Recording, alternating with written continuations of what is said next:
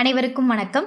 இன்னைக்கு நம்ம பார்க்க போகிறது உங்களுக்கு தெரியுமா அப்புறம் தகவல் பிழை ரெண்டும் சேர்த்து கம்பைல் பண்ணி வச்சுருக்கோம். நம்ம எப்பயுமே ஒரு எக்ஸாம், டிஎன்பிஎஸ்சி எக்ஸாம் இல்லை எஸ்ஏ எக்ஸாம், பிசி எக்ஸாம், எந்த எக்ஸாமாக இருக்கட்டும், அட்டன் பண்ணிவிட்டு வீட்டுக்கு வந்து பார்த்தோன்னா தெரியும், பாக்ஸ்லேருந்தே கேட்டிருப்பாங்க. ஐயோ, இந்த பாக்ஸ்லேருந்து தான் கேட்டிருக்காங்க, நம்ம இதுவே மிஸ் பண்ணிட்டு வந்திருக்கோமேன்னு நிறைய வாட்டி ஃபீல் பண்ணியிருப்போம். அதனால் எக்ஸாமுக்கு போகிறதுக்கு முன்னாடி பாக்ஸ் மட்டும் ரிவிஷன் பண்ணிட்டு போகிறது ரொம்ப முக்கியம். இல்லை படிக்கும்போதே நான் என்ன மெத்தட் ரெக்கமெண்ட் பண்ணுவேன் அப்படின்னு பார்த்தோன்னா, BQC மெத்தட். அப்படின்னா ஃபஸ்ட்டு எடுத்த உடனே ஒரு புக்கை படிக்க போகிறீங்க, ஒரு லெசன் படிக்க போகிறீங்க அப்படின்னா ஃபஸ்ட்டு புக் பேக் எடுத்துக்கோங்க. எடுத்துகிட்டு அந்த கொஷினில் இருக்க ஆன்சரை ஃபஸ்ட்டு அந்த லெசனில் தேடி கண்டுபிடிச்சிருங்க. ஃபஸ்ட்டு புக் பேக் படிச்சிருங்க. நெக்ஸ்ட்டு நம்ம படிக்கிறது பாக்ஸு. அடுத்தது கண்டென்ட்டுக்கு போங்க. எடுத்த உடனே ஃபஸ்ட்லேருந்தே படிச்சுட்டு வந்தோன்னா நம்மளுக்கு ரொம்ப நேரம் எடுக்கிற மாதிரி தெரியும். ப்ளஸ் இம்பார்ட்டன்ட் எதுனே தெரியாமல் எல்லாத்தையுமே உட்காந்து மனப்பாடம் பண்ணிகிட்டு இருப்போம். ஸோ ஃபஸ்ட்டு புக் பேக் படிச்சுட்டு பாக்ஸ் படிச்சுட்டு கண்டென்ட் படிக்கிறது தான் நான் ரெக்கமெண்ட் பண்ணுற மெத்தட். ஸோ இப்போ இந்த வீடியோவில் என்ன பார்க்க போகிறோன்னா, 6th பாக்ஸ் ஃபஸ்ட் டேர்மில் இருக்க ஃபுல் பாக்ஸையும் கம்பைல் பண்ணியாச்சு. வாங்க வீடியோக்குள்ளே போகலாம். ஸோ ஃபஸ்ட்டு வரலாறு என்ற சொல் கிரேக்க சொல்லான ஹிஸ்டோரியா என்பதிலிருந்து பெறப்பட்டது. இதன் பொருள் விசாரிப்பதன் மூலம் கற்றல் என்பதாகும். இது வரலாறு என்ற சொல் என்ன மொழியிலிருந்து பெறப்பட்டதுன்னா கிரேக்க மொழி. அதே மாதிரி இந்த டேர்மில் இன்னொரு பாக்ஸ் இருக்குது. பேரண்டத்தை பற்றிய படிப்பிற்கு பிரபஞ்சவியல் என்று பெயர், அதாவது காஸ்மோலஜி என்று பெயர். இதை காஸ்மாஸ் என்பது ஒரு கிரேக்க சொல்லாகும். இதுவும் கிரேக்க சொல் அப்படின்னு சொல்லியிருக்காங்க. ஸோ இது மாதிரி கம்பைல் பண்ணி நம்ம மைண்டில் ஏற்றி வச்சுக்கலாம். அடுத்த பாக்ஸ், குகையில் வாழ கற்றுக்கொண்ட குரோமைகான்ஸ் மனிதர்கள் பிரான்சில் உள்ள லாஸ்காஸ் என்னுமிடத்தில் உள்ள குகைகளில் வாழ்ந்ததற்கான தொல்லியல் சான்றுகள் கிடைத்துள்ளன. இவர்களிடம் இறந்தவர்களை புதைக்கும் பழக்கமும் இருந்தது அப்படின்னு சொல்லியிருக்காங்க. இந்த குரோமைகான்ஸ் அப்படின்றவங்க எந்த இடத்தை சேர்ந்தவங்கன்னா பிரான்ஸ். இந்த குரோமைகான்ஸ் என்ற வார்த்தையிலே நம்மளுக்கு பிரான்ஸ் என்ற வார்த்தையும் அடங்கின மாதிரியே தான் வந்திருக்கும். ஸோ இந்த மாதிரி பார்த்து ஈஸியாக ஞாபகம் வச்சுக்கலாம். அடுத்தது இந்த பாக்ஸ், இதெல்லாம் பொறுத்துகளை கேட்பாங்க. எந்தெந்த இடத்துல எந்தெந்த மனிதர்கள் வாழ்ந்திருக்காங்க அப்படின்னு சொல்லிட்டு, மனிதர்களும் அவர்களது வாழ்விடங்களும். இந்த பாக்ஸ் இம்பார்ட்டன்ட் தான். ஸோ இது எப்படி ஞாபகம் வச்சுக்கலாம் அப்படின்னு பார்த்தோன்னா, சும்மா சின்ன ஷார்ட்கட் தான். ஃபஸ்ட்டு ஹோமோ ஹேபிசஸ், ஹோமோ எரெக்டெக்ஸ், அப்புறம் ஹோமோ ஷேப்பியன்ஸ். இந்த மாதிரி ஹோமோன்னு வர்றது எல்லாமே ஆப்பிரிக்கா தான் இருக்கும் பாருங்கள். தென்னாப்பிரிக்கா, ஆப்பிரிக்கான்னு இருக்குது, இங்கேயுமே ஆப்பிரிக்கான்னு இருக்குது. ஸோ இந்த மாதிரி ஹோமோனாலே ஆப்பிரிக்கா அப்படின்னு சொல்லிட்டு ஞாபகம் வச்சுக்கோங்க. நெக்ஸ்ட்டு இதில் எக்ஸ்ட்ராவாக ஆஸ்ட்ரோலோபித்திகஸ். ஆக்சுவலாக ஃபஸ்ட்டு மனிதன் கிழக்கில் தான் தோன்றியிருப்பான். அப்படின்னா கிழக்கில் தான் ஃபஸ்ட்டு சூரியன் உதிக்கும் இல்லையா, அதனால் ஃபஸ்ட்டு எடுத்த உடனே கிழக்கில் தான் தோன்றியிருப்பான் அப்படின்னு சொல்லிட்டு ஞாபகம் வச்சுக்கலாம். ஸோ ஆஸ்ட்ரோபித்திகஸ், கிழக்கு ஆப்பிரிக்கா, இவங்க தான் ஃபஸ்ட்டு. அதுக்கப்புறம் தெற்கு ஆப்பிரிக்காவுக்கு வந்திருப்பாங்க. அப்புறம் ஹோமோ எரெக்டஸ், அது மாதிரி ஒவ்வொன்றும் ஒவ்வொரு பரிணாம வளர்ச்சியாக வந்திருக்கும். இதில் அடுத்தது பீகிங் மனிதன். இவங்க எங்கன்னா சீனாவில் இருக்கிறவங்க. இந்த பீகிங் அப்படின்னு சொல்லினாலே நம்ம எப்படி ஞாபகம் வச்சுக்கலாம்னா, இப்போ சீனா அப்படின்னாலே நம்ம யங் மாங்சாங் அப்படின்னா சும்மா சொல்லுவோம்ல, அவங்களோட மொழிகள் அப்படி இருக்கும் அப்படின்னு சொல்லிட்டு சும்மா சொல்லுவோம்ல. அப்போனா பீகிங் மனிதன் அப்படின்னு பார்த்தோன்னே நம்மளுக்கு சீனா அப்படின்னு சொல்லிட்டு ஞாபகம் வச்சுக்கலாம். அடுத்தது ஐடல்பெர்க் மனிதன். அவங்க லண்டனை சேர்ந்தவங்க. இது எப்படி ஞாபகம் வச்சுக்கலாம்னா, லண்டன்னாலே ரொம்ப ஹைஃபையாக இருப்பாங்கல்ல. ஸோ அந்த மாதிரி ஞாபகம் வச்சுக்கலாம்ல, ஹைஃபை அப்படின்னு ஹைடல்பெர்க் மனிதன் ஹைஃபையாக இருப்பாங்க அப்படி லண்டன்னா அப்படின்னு சொல்லிட்டு ஹைடல்பெர்க் மனிதன்னாலே லண்டன் ஞாபகம் வச்சுக்கலாம். நெக்ஸ்ட்டு குரோமைகான்ஸ். இதை நான் சொன்னேன் இல்லையா, இந்த குரோமைகான்ஸ்ன்ற இந்த ஒரு வார்த்தையிலே பிரான்ஸ், இங்கே இப்படி லாஸ்ட்டே வந்துடுது பாருங்கள் பிரான்ஸ் அப்படின்னு சொல்லிட்டு இது. ஸோ நம்மளுக்கு இந்த மாதிரி ஞாபகம் வச்சுக்கிட்டா அடுத்தது நம்ம எக்ஸ்ட்ரா படிக்கிறது இந்த நியாண்டர்தாலாக தான் இருக்கும். இவங்க யூரேஷியா, ஐரோப்பா மற்றும் ஆசியா ரெண்டும் சேர்த்து யூரேஷியா அப்படின்னு சொல்லியிருக்காங்க. இது இந்த மாதிரி படித்து வச்சுக்கிட்டா நம்மளுக்கு பொறுத்துகளை பார்க்கும்போது அந்த வார்த்தைகளை வச்சு ஈஸியாக நம்ம பொறுத்திடுவோம். அந்த இடத்துல நம்மளுக்கு ஒரு கன்ஃபியூஷனும் இருக்காது. ஸோ நெக்ஸ்ட் பாக்ஸு, இது அலெக்சாண்டர் கனிங்ஹாம் தான் இந்திய தொல்லியல் துறை, அதாவது ASI, archaeological survey of India, இதை 1861ஆம் ஆண்டு நிறுவியிருக்காரு. இதோட தலைமையகம் எங்கே இருக்குன்னு கொடுத்துருக்காங்கன்னா புதுதில்லி. இதை வந்து நம்ம மாற்றி போற்றக்கூடாது. நம்மளுக்கு அந்த மாதிரி தொல்லியல் சுரங்கம் அப்படின்லாம் சொல்லிட்டு நிறையா இருக்கும். அதில் என்ன புதுதில்லி கொல்கத்தா பார்த்தா மேக்ஸிமம் கொல்கத்தாவை டிக் பண்ணிட்டு வந்துடுவோம். ஆனால் வந்து இந்த இந்த தொல்லியல் துறையோட தலைமையகம் புதுதில்லியில் இருக்குன்னு சொல்லி மார்க் பண்ணி படிச்சுக்கோங்க. இது வேணா சும்மா ஏஎஸ்ஐ அப்படின்னா இப்போ நம்ம அலெக்சாண்டர் கனிங்ஹாம் இல்லையா, இப்போ ஏஎஸ்ஐனாலே அப்போ அலெக்சாண்டர் ஏஎஸ்ஐ அப்படின்னு சொல்லிட்டு ஞாபகம் வச்சுக்கலாம் சும்மா.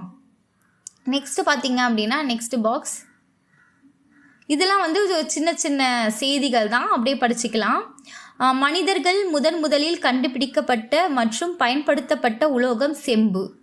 சிந்து சமவெளி மக்கள் இரும்பு மற்றும் குதிரையை அறிந்திருக்கவில்லை. ஏன்னா சிந்து சமவெளி மக்கள் அவங்களோட காலம் வந்து வெண்கல காலம் இல்லையா, அதனால் அவங்க இரும்பை அறிந்திருக்க வாய்ப்பில்லை. அடுத்தது வந்தது தான் இரும்பு காலம். ஸோ அவங்க இரும்பு மற்றும் குதிரையை அறிந்திருக்கவில்லை.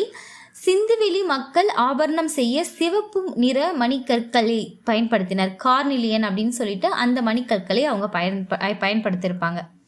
மொகஞ்சதரோவில் உள்ள தொல்பொருள் ஆராய்ச்சி நடைபெறும் இடம் உலக பாரம்பரிய தலமாக யுனெஸ்கோ அமைப்பால் தேர்ந்தெடுக்கப்பட்டுள்ளது. ஆக்சுவலாக மேக்சிமம் இது வந்து மொகஞ்சதரோவில் தான் கிடச்சிருக்கும். அதாவது மதகுரு அரசனாக இருக்கட்டும், நடனமாடும் சிலையாக இருக்கட்டும், ஸோ மொகஞ்சதரோவில் தான் கிடச்சிருக்கும். ஸோ மொகஞ்சதரோ வந்து யுனெஸ்கோ வந்து பாரம்பரிய தலமாக அறிவிச்சிருக்காங்க. அடுத்தது இந்த பாக்ஸ், இது அப்படியே படித்தாலே நம்மளுக்கு இன்ட்ரெஸ்டிங்காக இருக்கும், அப்படியே ஞாபகம் வச்சுக்கலாம். என்னென்னா சர் ஜான் மார்ஷல் வந்து அந்த மொகஞ்சதரோவில் கிடச்சிருக்கும் இல்லையா அந்த சிலை, வெண்கலத்தால் ஆன அந்த சிலை அப்படின்னு சொல்லியிருப்பாங்க. அந்த நடன மாது அப்படின்னு சொல்லிட்டு அந்த சிலையை சொல்கிறாங்க. இந்த சிலையை பார்த்த சர் ஜான் மார்ஷல், முதலில் இந்த சிலையை நான் பார்த்தபோது இது வரலாற்றுக்கு முந்தைய காலத்தின் உருவாக்க முறையை சார்ந்தது என்று நம்புவதற்கு கடினமாக இருந்தது. ஏனெனில் இது போன்ற உருவாக்கம் பண்டைய மக்களுக்கு கிரேக்க காலம் வரை தெரியவில்லை. இவை ஏறத்தாழ 3000 ஆண்டுகளுக்கு முற்பட்டதாக இருக்கலாம் என நினைத்தேன். இச்சிலைகள் அக்காலகட்டத்துக்கு உரியதாகவே இருந்தன என்றார். அதாவது அவர் இந்த சிலையை பார்த்தது இது வந்து வரலாறுக்கு முந்தைய காலத்தில் உருவாக்கப்பட்டதுன்னே நம்ப முடியல, அந்த அளவு நேர்த்தியாக இருக்குது அப்படின்ற மாதிரி அவர் சொல்லியிருக்காரு சர் ஜான் மார்ஷல் அவர்கள்.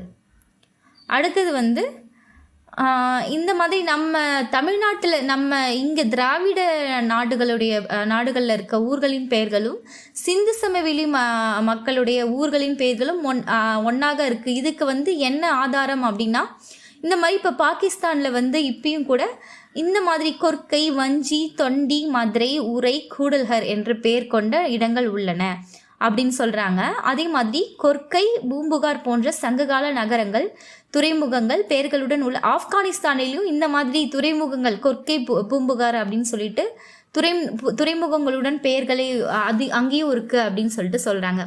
அதே மாதிரி ஆப்கானிஸ்தானில் உள்ள ஆறுகளான காவிரி, பொருன்ஸ், அதாவது இங்கே பொருணை ஆறுலாம் இருக்குல்ல, அது மாதிரி அங்கே ஆப்கானிஸ்தானில் ஆறுகள் பேர் என்னென்னா காவிரி, பொருன்ஸ் அப்படின்னு சொல்கிறாங்க.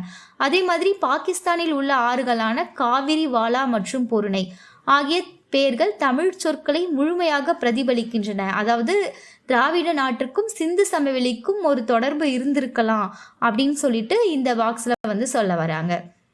நெக்ஸ்ட் பார்த்தீங்கன்னா முதல் எழுத்து வடிவம் சுமேரியர்களால் உருவாக்கப்பட்டது. இது ஒரு செய்தி மாதிரி தான், சும்மா அவங்க சுமேரியர்கள் சும்மா இருந்ததுனால சும்மா இந்த மாதிரி வந்து எழுத்து வடிவத்தை அவங்க உருவாக்கிட்டாங்க அப்படின்னு சொல்லிட்டு ஞாபகம் வச்சுக்கலாம். அடுத்தது வந்து உலகின் மிக தொன்மையான நாகரிகம் மெசபடோமியா நாகரிகம். இது 6500 ஆண்டுகளுக்கு முற்பட்டது அப்படின்னு சொல்லிட்டு சொல்கிறாங்க. அடுத்த பாக்ஸ் இங்கே பாருங்கள், இது வந்து சேர நாடு, சோழ நாடு, பாண்டிய நாடு, தொண்டை நாடு. நம்ம தமிழ்நாடு வந்து 4 பகுதிகளாக பிரிக்கப்பட்டிருக்கு. இது எந்தெந்த ஊர் சேர நாடாக இருந்திருக்கு, சோழ நாடாக இருந்திருக்கு, பாண்டிய நாடாக இருந்திருக்குன்னு சொல்லிட்டு அந்த மாவட்டங்களை வந்து கொடுத்துருப்பாங்க பிரித்து. இந்த பாக்ஸ் எப்படி ஈஸியாக ஞாபகம் வச்சுக்கலாம் அப்படின்னா வந்து இந்த மாதிரி எப்பயுமே ஊர்கள் இது மாதிரி குறிப்பிட்டு நம்ம வந்து படிக்கும்போது நம்ம மேப்பு வச்சு படிக்கிறது தான் ஷார்ட்கட்டை விடவும் ஒரு சிறந்த முறையாக இருக்கும். அப்போ தான் நம்ம மனசுலேயும் நிற்கும், ப்ளஸ் வந்து அதுதான் ஒரு சரியான முறையும் கூட. இப்போ வந்து சேரநாடு பார்த்தீங்க அப்படின்னா கோவை, நீலகிரி, கரூர், கன்னியாகுமரி. சேரநாடு பார்த்தீங்கன்னா கேரளாவை ஒட்டிய பகுதிகளில் தான் இருக்கும். இப்போ பார்த்தீங்கன்னா கோவை இங்கே இது பாருங்கள், நீலகிரி, கோவை, இங்கே பாருங்கள் கரூர் மட்டும் கோயம்புத்தூருக்கு அந்த பக்கம் இருக்கும், கீழே கன்னியாகுமரி. இது மாதிரி கேரளாவை ஒட்டிய பகுதிகள் தான் சேரநாடாக இருக்கும். சோழ நாடு பார்த்திங்க அப்படின்னா இந்த பக்கம் இருக்கும், கடற்கரை ஒட்டி இருக்கும், தஞ்சை, திருவாரூர், நாகை, திருச்சி, புதுக்கோட்டை மாவட்டங்கள். பாண்டிய நாடு பார்த்திங்கன்னா சவுத்தில் இருக்கும், டவுனில் இருக்கும் ஃபுல்லாக. மதுரை, ராமநாதபுரம், சிவகங்கை, தூத்துக்குடி, திருநெல்வேலி, இங்கே சவுத்து ஃபுல்லாக அவங்க இருந்திருப்பாங்க. தொண்டை நாடு மேலே இருக்கும் ஃபுல்லாக, காஞ்சிபுரம், திருவள்ளூர், தர்மபுரி, திருவண்ணாமலை, வேலூர் மற்றும் விழுப்புரம் மாவட்டத்தின் வடக்கு பகுதி. இந்த மாதிரி நம்ம ஒரு மேப் பார்த்து அந்த படிச்சுட்டா எந்தெந்த, ஏன்னா மேப்பில் வச்சு நம்மளுக்கு கொஷினும் கேட்பாங்க, ஒரு மார்க் பண்ணிவிட்டு இது எந்த ஊர் அப்படின்னு சொல்லிட்டு கொஷினும் கேட்பாங்க. இந்தியா மேப்பாக இருக்கட்டும், எதுவாக இருக்கட்டும், மேப்பு பார்த்து படிக்கிறது தான் ஒரு சரியான மெத்தட். இந்த மாதிரி சின்ன சின்ன பாக்ஸும் சும்மா மேப் பார்த்துக்கிட்டோன்னா நம்மளுக்கு ஈஸியாக ஞாபகம் வந்துடும். அடுத்த பாக்ஸ், ஓர் ஒளியாண்டு என்பது ஒளி ஓர் ஆண்டில் பயணிக்கக்கூடிய தொலைவு ஆகும். ஒளியின் திசைவேகம் வினாடிக்கு 3000 கிலோமீட்டர் ஆகும். 3000 இல்லை, 3 லட்சம் கிலோமீட்டர் ஆகும்.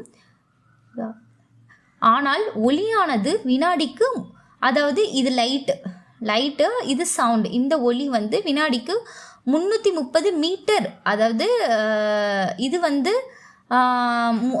3 லட்சம் கிலோமீட்டர், இது 330 மீட்டர் என்ற வேகத்தில் பயணிக்கும் அப்படின்னு சொல்லலாம். இது வந்து நம்மளுக்கு இதுவும் இந்த மாதிரி இதுவும் கேட்பாங்க, மீட்டர் பை செகண்டாக மாற்றியும் கேட்பாங்க. அந்த மாதிரி ஞாபகம் வச்சுக்கலாம், அந்த மாதிரி நம்ம போட்டு பார்த்து ஞாபகம் வச்சுக்கணும். நெக்ஸ்ட்டு வந்து கற்பனை செய்து பார்க்கவும். சூரியன் 1.3 மில்லியன் புவிகளை தனக்குள்ளே அடக்கக்கூடிய வகையில் மிகப்பெரியதாகும். 1.3 மில்லியன், இது எப்படின்னா சூரியனிலிருந்து 3வது கோள் தான் புவி இல்லையா, அந்த மாதிரி சும்மா ட்ரிக் வச்சு ஞாபகம் வச்சுக்கலாம். 1.3 மில்லியன் புவிகள், மில்லியன்னா வந்து 10 லட்சம் இல்லையா, அது மாதிரி 1.3 மில்லியன் புவிகளை தனக்குள்ளே அடக்கக்கூடிய வகையில் மிகப்பெரியதாக இருக்கும் அப்படின்னு சொல்லியிருக்காங்க. சும்மா ஒரு தோராயமாக சொல்கிறாங்க. அடுத்தது, நள்ளிரவு சூரியன் என்பது 2 அரைக்கோளங்களிலும் கோடை காலத்தில், இந்த கோடை காலம்ன்றதை நம்ம நோட் பண்ணி வச்சுக்கணும், ஏன்னா இது மாதிரி ட்ரிக் பண்ணியும் கேட்பாங்க. ஆர்டிக் வட்டத்திற்கு வடக்கிலும் அண்டார்டிக் வட்டத்திற்கு தெற்கிலும் 24 மணி நேரமும் சூரியன் தலைக்கு மேல் தெரியும் நிகழ்வாகும் அப்படின்னு சொல்கிறாங்க.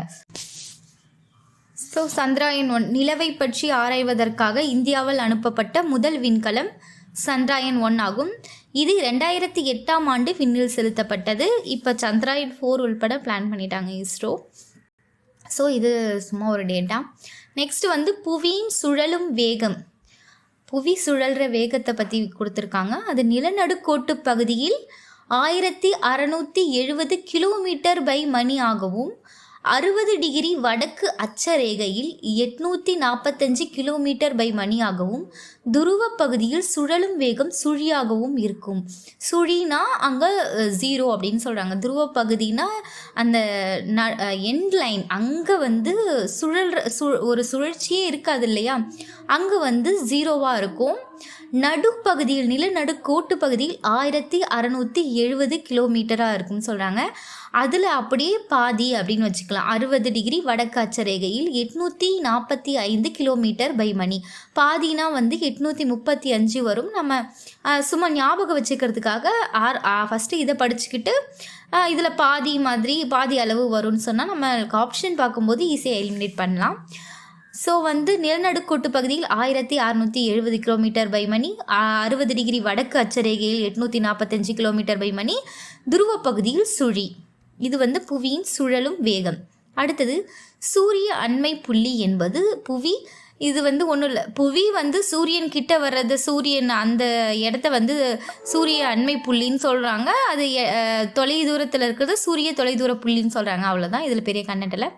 அடுத்தது வந்து மன்னார் வளைகுடா உயிர்கோள பெட்டகம் இந்திய பெருங்கடலில் 10,500 சதுர கிலோமீட்டர் பரப்பளவில் அமைந்துள்ளது. இதில் 2 விஷயம் நோட் பண்ணி வச்சுருக்கணும். ஒன்று வந்து நம்மளுக்கு உயிர்கோள பெட்டகங்களாக இருக்குல்ல, அகத்தியர் மலை, மன்னார் வளைகுடா அப்படின்னு நீலகிரி, 3 உயிர்கோள பெட்டகம் தமிழ்நாட்டில் மொத்தம் இருக்குது. அதில் வந்து மன்னார் வளைகுடா எந்த கடலில் இருக்குது அப்படின்னு பார்த்தீங்கன்னா இந்திய பெருங்கடல். வங்காள விரிகுடாவா அரபிக்கடலா அப்படின்னு சொல்லிட்டு கன்ஃபியூஷன் வேணால், இந்திய பெருங்கடல் அப்படின்னு சொல்லிட்டு ஞாபகம் வச்சுக்கணும். நெக்ஸ்ட்டு வந்து அது எத்தனை சதுர கிலோமீட்டர் பரப்பளவில் இருக்குது, 2 டேட்டா. 10,500 சதுர கிலோமீட்டர் பரப்பு, ரெண்டுமே ரொம்ப இம்பார்ட்டன்ட், இது ஞாபகம் வச்சுக்கலாம். அடுத்தது, நம்ம தமிழ்நாட்டில் இருக்க பீடபூமிகள் என்னென்ன அப்படின்னு பார்த்தோன்னா பீடபூமினாலே வந்து உயரமாக இருக்கக்கூடிய இடத்த தான் சொல்லுவாங்க. தர்மபுரி பீடபூமி, கோயம்புத்தூர் பீடபூமி, மதுரை பீடபூமி, இது மூணுமே வந்து தமிழ்நாட்டில் காணப்படும் பீடபூமிகள் ஆகும் அப்படின்னு சொல்கிறாங்க. நெக்ஸ்ட்டு வந்து ஆற்றுச்சமவெளிகள் பண்டைய நாகரிகங்களின் தொட்டிலாக விளங்கின. இந்தியாவில் சிந்து நதி மற்றும் எகிப்தின் நைல் நதி போன்ற ஆற்றுச்சமவெளிகளில் நாகரிகங்கள் தோன்றி செழித்தோங்கி வளர்ந்தன அப்படின்னு சொல்கிறாங்க. அதாவது நாகரிகங்களில் வந்து ஆற்றுச்சமவெளிகள் தான் மேக்சிமம் தோன்றி இருக்கு அப்படின்ற மாதிரி சொல்கிறாங்க. அடுத்தது உலகின் உயரமான எவரெஸ்ட் சிகரம் 8848 மீட்டர், மரியானா அகழி 10,994 மீட்டர் மைனஸ். அப்படின்னா இது வந்து கடலில் ஆழத்தை குறிப்பிடுறதுக்காக இந்த ஒரு குறியீடு மீட்டர் மைனஸ்ன்ற இந்த குறியீடை வந்து பயன்படுத்துகிறாங்க. என்ன சொல்ல வராங்கன்னா வந்து எவரெஸ்ட் சிகரத்தோட அதிகமாக இருக்குது மரியானா அகழியோட ஆழம். அவ்வளோ எவரெஸ்ட் சிகரமே மூழ்கிடும், அந்த அளவு ஆழமாக இருக்குது. எவரெஸ்ட் சிகரத்தோட உயரம் நம்மளுக்கு ரொம்ப முக்கியம். 8848 மீட்டர். இது எப்படின்னா 8 வச்சு போனால் எவரெஸ்ட் ஏறிடலாம் அப்படின்ற மாதிரி ஞாபகம் வச்சுக்கலாம். அடுத்தது வந்து மரியானா அகழி வந்து 10,994 மீட்டர் மைனஸ். அடுத்தது ஸ்பெயின் நாட்டின் மாலுமி மெஹல்ஹன் பசிபிக் என்ற பெயரிட்டார். பசிபிக் என்பதன் பொருள் அமைதி என்பதாகும். அடுத்தது 6 டிகிரி கால்வாய் இந்திராமுனியையும் இந்தோனேஷியாவையும் பிரிக்கிறது. இது வந்து நான் ஒரு மேப் தான் எடுத்துருக்கேன். இந்த மேப்பில் கொஞ்சம் கிளியராக இருக்கும் பாருங்கள்.